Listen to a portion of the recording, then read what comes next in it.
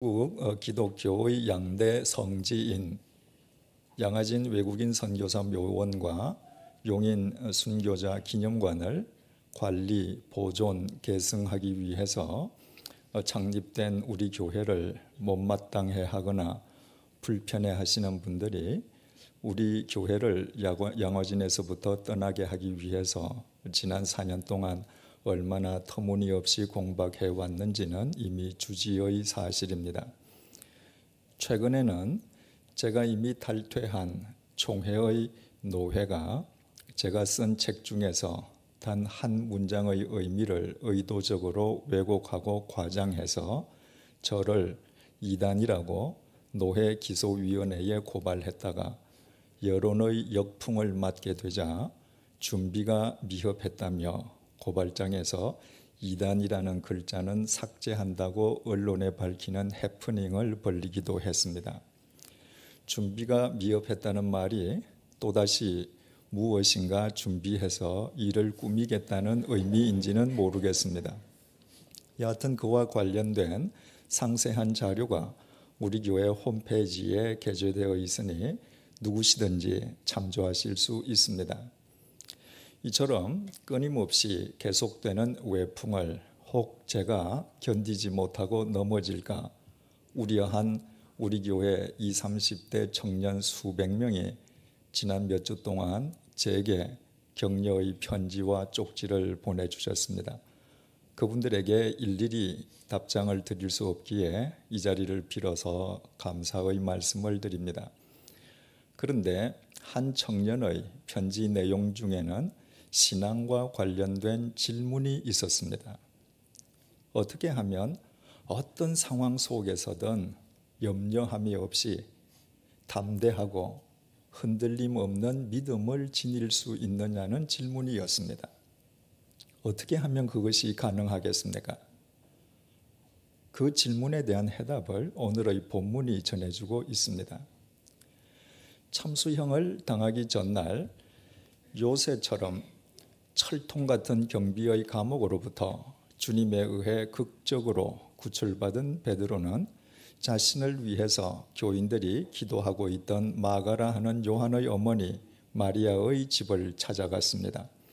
베드로는 자신이 살아서 돌아왔음을 선뜻 믿지 못하는 교인들에게 주님께서 어떻게 자신을 구출해 주셨는지를 소상하게 설명해 준 뒤에 마침 그곳에 부재 중이던 예수님의 동생 야고보와 다른 교인들에게도 자신의 말을 전해줄 것을 당부했습니다. 그리고 베드로는 그곳을 떠나 또 다른 곳으로 향해 갔습니다. 그 모든 일이 일어난 시간은 한밤중이었습니다. 오늘 본문 18절에서 19절 상반절을 보시겠습니다. 날이 새매 군인들은 베드로가 어떻게 되었는지 알지 못하고 적지 않게 소동하니 헤롯이 그를 찾아도 보지 못하매 파수꾼들을 신문하고 죽이라 명하니라. 날이 새기가 무섭게 감옥에서는 일대 소동이 일어났습니다. 두 사람이 지키고 있던 감방에서 양손이 또 다른 두 군사의 손과 함께 쇠사슬로 묶여있던 베드로가 깜짝같이 사라진 것이었습니다. 아무리 감옥을 샅샅이 뒤져도 베드로의 모습은 그 어디에도 보이지 않았습니다. 그렇다고 탈옥한 흔적이 보이는 것도 아니었습니다. 파수꾼들은 어찌 된 영문인지 알 수가 없었습니다. 그러나 그것은 파수꾼들의 실수나 잘못으로 인함이 아니었습니다. 그것은 하나님의 신비스러운 역사였기에 파수꾼들에게는 아무 잘못이 있을 수 없었습니다. 파수꾼들은 그날 밤에도 평상시처럼 주어진 임무에 자신들의 책임과 의무를 다했을 뿐입니다. 그러나 날이 새어 사라진 베드로를 더 이상 찾을 수 없게 되자 대노한 헤롯 아그리파 1세는 파수꾼들을 신문한 뒤에 그들을 죽여버리고 말았습니다. 우리는 헤롯이 얼마나 철저하게 베드로를 감시하게 했었는지를 잘 알고 있습니다. 헤롯은 16명의 군사를 특별히 차출해서 그들을 4조로 나눈 뒤에 베드로가 갇혀 있는 감방만을 교대로 지키게 했습니다. 단 한 사람의 죄수가 갇혀 있는 감방, 그것도 손바닥만한 감방을 감시하기 위해서 무려 16명의 군사를 동원하는 일은 아마도 전무후무했을 것입니다.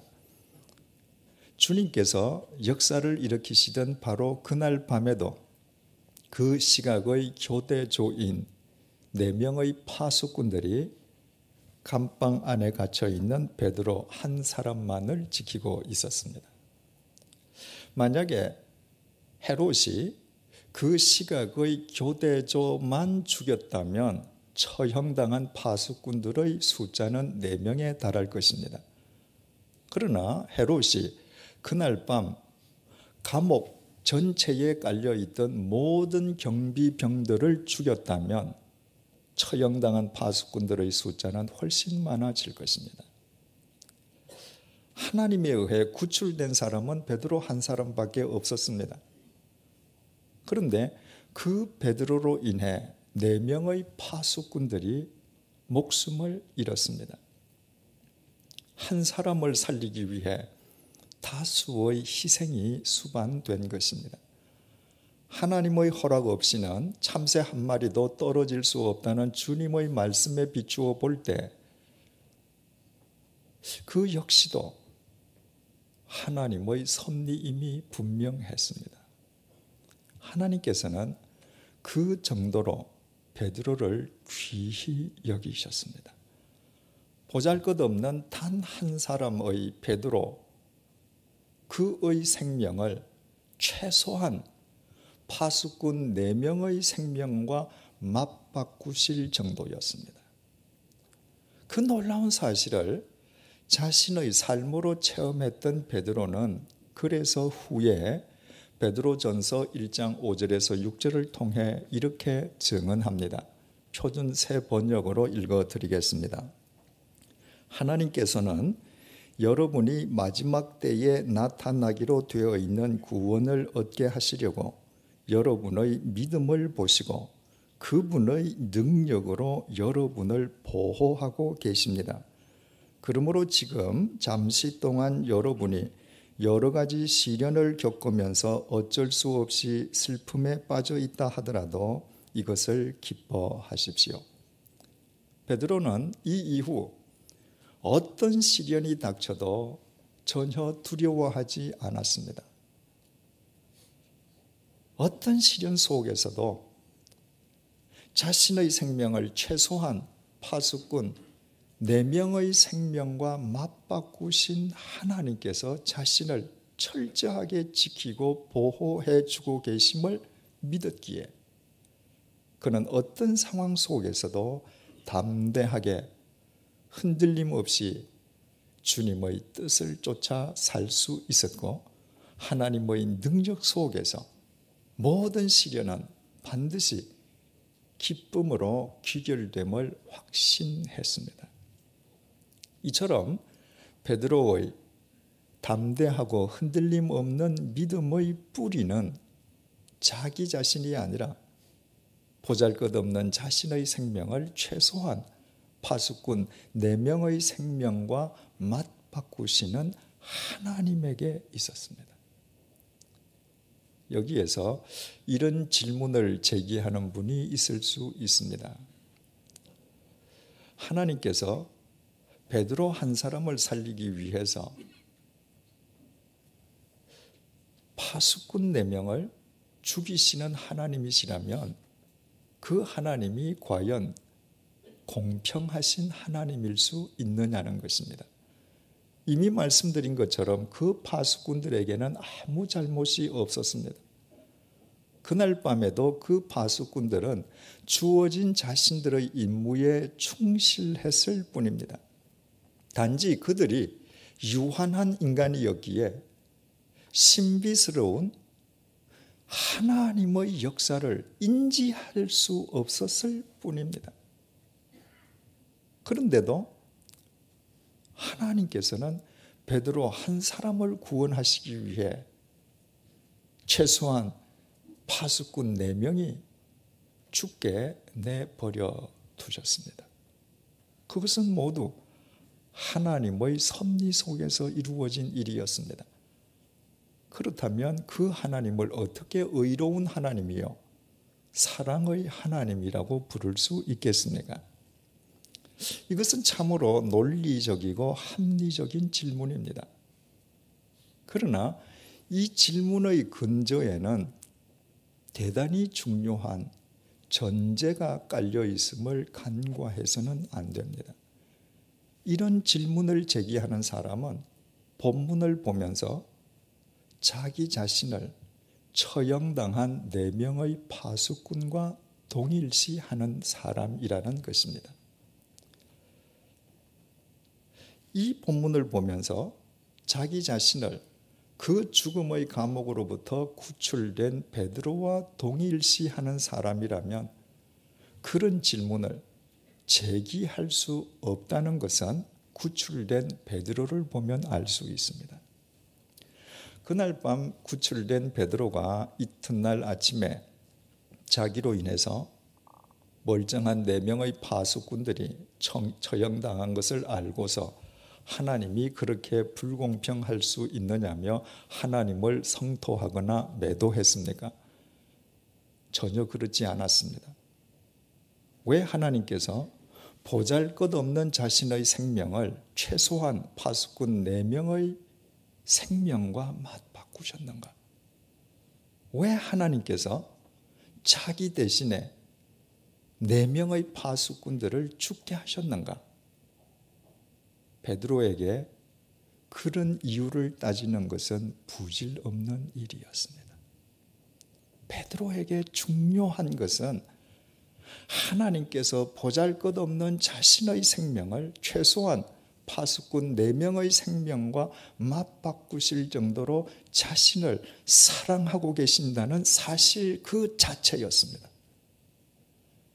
그 사실에 베드로는 감격해하면서 이제 방금 우리가 살펴본 것처럼 베드로 전서 1장 5절 6절의 고백과 같이 어떤 시련 속에서도 추호의 흔들림도 없이 오직 주님의 뜻만 쫓아 담대하게 살아가면서 주님께 충성할 수 있었습니다.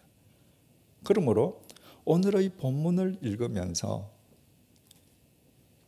구출된 베드로와 자기 자신을 동일시하는 사람은 바로 그 하나님에 대한 믿음으로 베드로처럼 어떤 상황 속에서도 흔들림 없이 주님의 뜻을 쫓아 살아가는 그리스도인이 될 수 있습니다. 우리 교회를 창립한 100주년 기념사업협의회 3대 이사장이신 정진경 목사님이 지난 목요일 밤 10시 10분 88세를 일기로 소천하셨습니다. 지난 4년 동안 제가 곁에서 뵌 정진경 목사님은 참으로 온유한 어른이셨습니다. 많은 그리스도인들이 온유의 의미를 잘못 이해하고 있다고 했습니다. 이를테면 우유부단하거나 일의 매듭이 애매한 사람을 좋게 표현해서 저 사람은 온유하다라고 말하는 식입니다. 그러나 성숙자반에서 이미 배우셨듯이 성경이 말하는 온유, 프라우테스는 본래 야생동물의 품성을 일컫는 단어입니다. 이를테면 야생마는 대단히 거칠고 사납습니다. 그러나 야생마가 일단 조련사의 조련을 거치게 되면 야생마는 거친 품성은 그대로 지니고 있지만 그 품성을 더 이상 자기 자신이 아니라 주인을 위해서 사용하게 됩니다. 그래서 야생마는, 조련된 야생마는 주인이 뛰어라고 하면 화살이 빗발치는 멋진 속을 향해서도 뛰어들어가고 아무리 뛰고 싶어도 주인이 뛰지 말라 하면 그 즉각 멈추어 섭니다. 그것이 바로 온유입니다. 조련된 야생마가 집에서 길려진 말보다 월등 우월한 것은 조련된 야생마가 온유하기 때문입니다. 온유한 그리스도인 역시 그와 같습니다.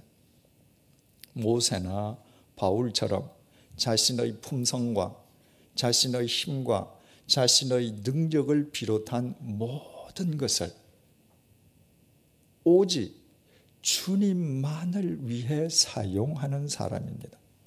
그래서 온유한 사람만 어떤 상황 속에서든 하나님을 믿는 흔들림 없는 믿음 속에서 주님의 뜻을 쫓아 살아갈 수 있습니다.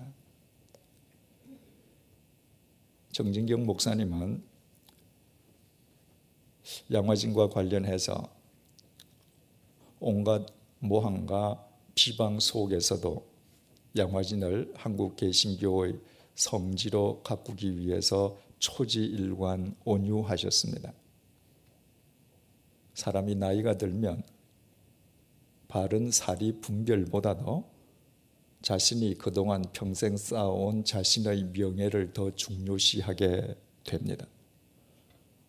그러나 정진경 목사님은 그와는 반대로 주님께서 당신께 부여하신 소명을 다하기 위해서 그 어떤 거짓이나 불의나 압력에도 타협하거나 굴함이 없이 초지일관 온유하셨습니다.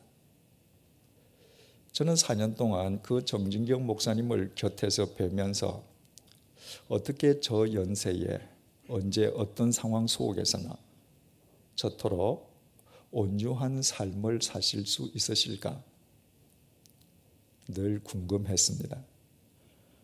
그러다가 그 궁금증은 우리 교회 이유진 권사님이 대필한 정진경 목사님의 자서전 목적이 분명하면 길은 있다는 책을 통해서 풀리게 되었습니다. 북한의 기습 남침으로 서울이 북한 인민군의 수중에 떨어졌던 1950년 여름이었습니다. 당시 해화동에서 목회하던 29세의 청년 정진경 목사님은 수유리 산속에 있는 땅굴 속에서 당시의 판사 한 분과 함께 피신 생활을 하게 되었습니다. 그 판사는 정 목사님보다 훨씬 연상이었습니다. 먹을 것이 다 떨어져서 도저히 더 이상 허기를 참지 못하게 되자 두 분은 산을 내려와서 어느 민가로 들어가서 밥을 얻어먹게 됩니다. 오랜만에 포식한 탓에 두 분은 그 집에서 이내 잠에 골아 떨어졌고 집 주인의 신고로 그 집을 덮친 인민군에게 두 분은 체포당하고 맙니다. 알고 보니 그 판사는 인민군들이 잡으려고 혈안이 되어 있는 반공 판사였습니다. 그 반공 판사는 인민군들에게 자기 자신은 공산당이 싫어서 산속에 숨어서 피신 생활을 했지만 이 학생은 11대 종손으로서 이 학생의 부모가 인민군에 이 학생을 끌려가게 하지 않기 위해서 피신을 시킨 것이므로 이 어린 학생에게는 아무 잘못이 없다고 변호해 주었습니다. 유난히도 동안이었던 정진경 목사님이 그 판사에 의해 인민군들 앞에서 졸지에 10대의 학생이 된 것입니다. 그 말을 들은 인민군관은 판사를 인민위원회에 끌고 가면서 자기 부하에게 정진경 목사님을 끌고 산속 땅굴 현장으로 가서 혹 남은 사람이 있는지 확인한 뒤에 그 자리에서 즉결 처분해 버리라고 명령했습니다. 인민군관을 따라서 인민위원회에 끌려간 반공 판사가 인민위원회의 인민재판을 거쳐 축청에 찔려 죽었을 것이면 두말할 나위가 없습니다. 정진경 목사님을 끌고 산속으로 들어가서 동굴 현장을 확인한 인민군은 정진경 목사님을 사살하기 위해서 정진경 목사님을 향해 따발총을 겨냥했습니다. 그리고 그가 막 방아쇠를 잡아당기려는 그 순간 하늘에서 굉음이 들렸습니다. 미 공군기가 나타난 것입니다. 인민군은 그 미 공군기가 산 등성이를 넘어서 사라질 때까지 미친 듯이 하늘을 향해 따발총을 마구 쏘아대었습니다. 그리고 비행기가 사라진 뒤에 정진경 목사님을 죽이기 위해서 다시 총을 겨냥했을 때 그의 따발총 속에는 더 이상의 총알이 남아있지 않았습니다. 인민군은 총알이 떨어진 따발총 개머리판으로 정진경 목사님의 머리를 후려쳐 죽일 수도 있었고 벼랑 아래로 밀쳐 죽일 수도 있었습니다. 그런데 인민군은 분명히 인민군관이 죽이라고 명령하였음에도 불구하고 마치 무엇에라도 홀린 듯이 집에 가서 인민군에 입대할 준비나 하고 있으라며 성큼성큼 산을 내려가 버렸습니다. 참수형 직전의 베드로를 죽음의 감옥으로부터 구출해 주신 하나님께서 정진경 목사님을 사망의 골짜기에서 건져 주신 것이었습니다. 분명히 그 산속 동굴에는 두 사람이 함께 피신하고 있었는데 왜 하나님께서 청년 정진경은 살리시고 반공 판사는 죽게 하셨는가? 하나님께서는 청년 정진경보다 월등한 사회 경력을 지닌 판사로 하여금 청년 정진경을 살리는 역할만 하게 하시고 왜 사지로 그냥 끌려가도록 내버려 두셨는가? 그것은 정진경 목사님이 따질 몫이 아니었습니다. 정 목사님에게 중요한 것은 보잘것없는 자신의 생명을 대한민국 판사의 생명과 맞바꾸실 정도로 하나님께서 자신을 사랑하신다는 사실 그 자체였습니다.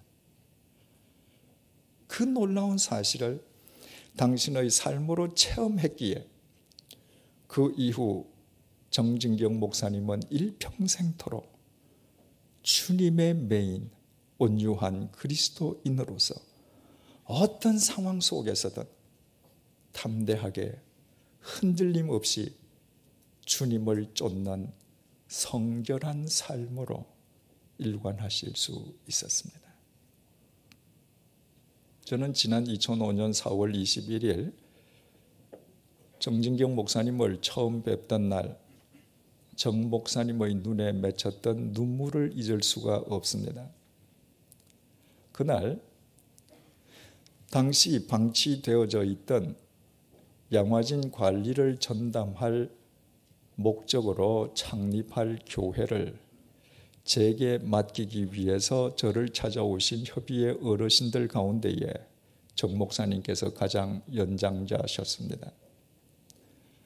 당신들은 이미 요단강에 한 발을 담그고 있을 정도로 연로해서 아무것도 할 수 없으니 이 목사가 양화진을 지켜달라며 정 목사님과 그 어른들은 눈에 눈물을 보였습니다. 그 눈물의 당부 앞에서 저는 더 이상 교회 목회를 하지 않겠다는 제 신념을 버리고 양화진 묘지기가 되겠다는 약속을 드렸습니다. 그 이후 정진경 목사님은 제가 당신과의 약속을 위해서 목회를 하지 않겠다던 제 신념을 버렸고 또 양화진을 한국 교회의 성지로 공평무사하게 관리하기 위해서 온갖 모함과 비방을 감수하는 것에 대해 부채감을 갖고 계셨습니다. 그래서 수차례에 걸친 유니온 교회의 무고한 고소로 노구를 이끌고 수사기관에서 몇 시간에 걸친 조사를 받으시고도 초연하시기만 하셨습니다. 그날 밤 전화를 올린 제게 정 목사님께서는 당신이 수모를 받아서 양화진이 바르게 해결될 수만 있다면 당신께는 아무 상관없다고 오히려 저를 위로하셨습니다. 돌아가시기 전날에는 모 인사를 만나셔서 양화진을 부탁하셨고, 돌아가시던 날 낮에 처음이자 마지막으로 우리 교회 교인들에게 편지를 보내주셨습니다. 100주년 기념교회 성도 여러분께 하나님의 기묘하신 섭리와 은혜를 감사하오며 영광과 찬송을 주님께 드립니다. 본 협의회에 의해 2005년 7월에 창립된 100주년 기념교회는 지난 4년 동안 아름답게 성장하여 아름다움을 갈망하는 국내외 기독교계에 새로운 희망을 안겨드리고 있습니다. 이는 오직 주의 영을 힘입은 목회자와 성도 여러분의 믿음의 역사와 사랑의 수고와 소망의 인내가 낳은 고귀한 열매임을 믿고 지하와 감사를 드립니다. 특히 창립과 더불어 귀교회는 양화진 외국인 선교사 묘원과 순교자 기념관 운영 관리에 물심양면에서 정성을 다하여 헌신하였으며 일그러졌던 한국 기독교 성지의 질서를 바로잡고 세우는 일에 묵묵히 봉사해 오셨습니다. 순수한 기독교인이라면 성도 여러분의 노고에 대하여 냉수 한 그릇, 꽃 한 송이라도 들고 고마움을 표시함이 최소한의 보답임에도 불구하고 책임없이 음해하며 왜곡된 허위 사실을 유포하는 현상들을 보게 됩니다. 그중 몇 가지 문제는 유니온 교회 측이 본 협의회와 100주년 기념교회를 상대로 제기한 형사 고소, 그 다음의 항고, 또 그 다음의 재정 신청에 이르는 고통스러운 과정을 통하여 지난 4월 14일 국법에 의해 그 진실이 밝혀졌습니다. 유니온 교회는 양화진에서 쫓겨나지 않았다는 것과 100주년 기념교회가 유니온 교회의 업무를 방해한 사실이 없다는 것이었습니다. 이재철 담임 목사에 대한 통합적 장로교단 서울 서노회의 기소는 본 협의회 이사회가 2006년 4월 정기 이사회에서 이미 승인한 장로 권사 호칭제를 시비 삼는 것이고, 더욱이 최근에는 터무니없는 이단 시비까지 벌이고 있지만 그 이면에는 거론하기조차 힘든 불순한 동기가 깔려 있습니다. 이 모든 문제들로 인하여 100주년 기념교회 성도 여러분이 큰 고통을 안고 있는데, 이는 많은 부분에서 본 협의회가 적절한 역할을 감당하지 못한 결과인 줄 알고 성도 여러분께 송구한 마음 금할 길이 없습니다. 성도 여러분, 100주년 기념교회를 세우시고 자라게 하신 우리 주님께서 마침내 이 모든 풍랑을 잠잠케 해주시리라 믿습니다. 교회 설립에 참여한 본 협의회의 집행부는 후견자의 입장에서 교회를 섬긴다고 명시한 기본 방침에 따라 앞으로 여러분의 울타리가 되어 교회를 지키는 일에 최선을 다할 것입니다. 사랑하는 성도 여러분과 100주년 기념교회 위에 하나님의 은총이 늘 함께 하시기를 축원합니다. 2009년 9월 3일 재단법인 한국기독교 100주년 기념사업협의회 이사장 정진경. 이 편지가 우리 교회로서는 정진경 목사님의 유언장이 된 셈입니다. 마지막 날까지 맑은 정신으로 조금도 흔들림 없이 이 세상 그 누구보다도 고결하고 온유한 그리스도인으로 당신의 삶을 일관하신 정진경 목사님께서는 여러분의 울타리가 되어 교회를 지키는데 최선을 다하겠다는 마지막 약속을 남기시고 하나님의 품에 안겼습니다. 이제 정 목사님께서는 하나님의 나라에서 주님과 더불어 우리의 든든한 울타리가 되실 줄로 믿습니다. 우리에게 남은 것이 있다면 양화진을 한국 기독교의 성지로 공평무소하게 관리하겠다는 정 목사님과의 약속을 변함없이 실천해 가는 것입니다. 사랑하는 교우 여러분, 보잘것없는 베드로의 생명을 최소한 파수꾼 4명 이상의 생명과 맞바꾸신 하나님, 청년 정진경의 생명을 대한민국의 판사의 생명과 맞바꾸신 하나님, 그 하나님께서 우리 개개인의 하나님 되심을 아십니까? 그 하나님께서 우리를 오늘 이 자리에 있게 하시기 위해 그동안 얼마나 값비싼 대가를 치르셨는지 아십니까? 우리를 살려주시기 위해 더러운 죄인인 우리의 생명을 당신의 독생자의 생명과 맞바꾸셨음을 믿으십니까? 더러운 우리의 생명을 당신의 독생자의 생명과 맞바꾸어 주시기 위해 십자가 위에서 사지가 찢어지며 어찌하여 나를 버리시느냐는 당신의 독생자의 철주마저 외면하셨음을 믿으십니까?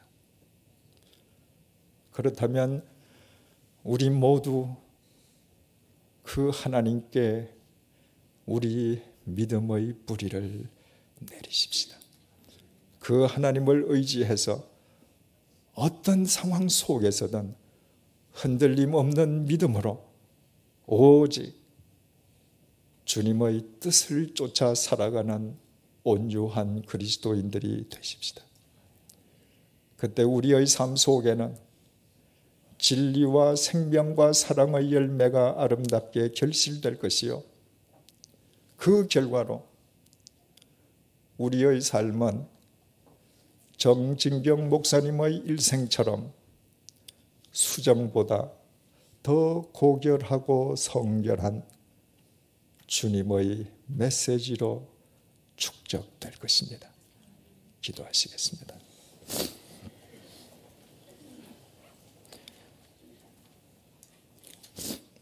가난하고 무식한 갈릴리 어부 출신 베드로의 생명을 최소한 파수꾼 4명의 생명과 맞바꾸신 하나님께서 나의 하나님이심을 감사드립니다.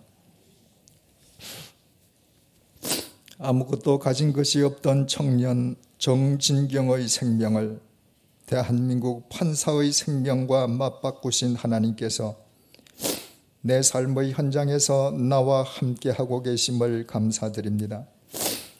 내게 영원한 생명을 주시기 위해 더러운 나의 생명을 당신의 독생자의 생명과 맞바꾸시고 십자가의 죽음을 피하게 해달라는 독생자의 기도를 외면하시면서까지 하나님께서 내 삶의 주인이 되어주심을 감사합니다. 이제 우리 모두 하나님께 믿음의 뿌리를 견고하게 내립니다. 하나님의 영으로 우리를 붙들어 주셔서 어떤 상황 속에서든 흔들림 없는 담대한 믿음으로 오직 하나님의 뜻을 쫓아 사는 온유한 믿음의 그리스도인들이 되게 해 주십시오. 우리의 삶을 통해 주님의 진리와 사랑과 생명이 결실되게 도와주십시오. 그와 같은 우리의 하루하루가 정진경 목사님의 일생처럼 수정보다 더 고결하고 성결한 주님의 메시지로 축적되게 도와주십시오. 예수님의 이름으로 기도드립니다. 아멘.